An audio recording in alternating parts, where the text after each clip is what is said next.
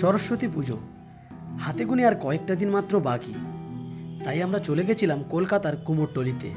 ছোট থেকে বড় সমস্ত রকমের প্রতিমার সৌন্দর্য ফুটিয়ে তুলেছে শিল্পী তার পরিশ্রমের মধ্য দিয়ে।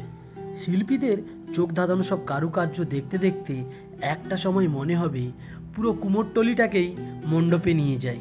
কুমোরটুলি না বলেও যদি বলি, এক টুকরো স্বর্গ কম কিছু হবে না।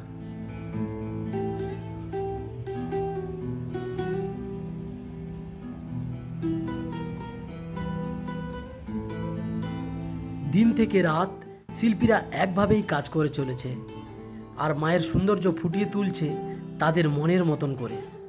শুধু আমরা বাঙালিরা নয়, দেশ বিদেশ দূর প্রান্ত থেকে ছুটে এসেছে মানুষ কুমোরটুলির শেষ মুহূর্তের প্রস্তুতি দেখতে। হাতে গুনে আর কয়েকটা দিন মাত্র পুজোকে বাকি। বাঙালি এখন বেজায় ব্যস্ত। আমরাও অপেক্ষায় থাকলাম মায়ের মণ্ডপে আসার পথ চেয়ে।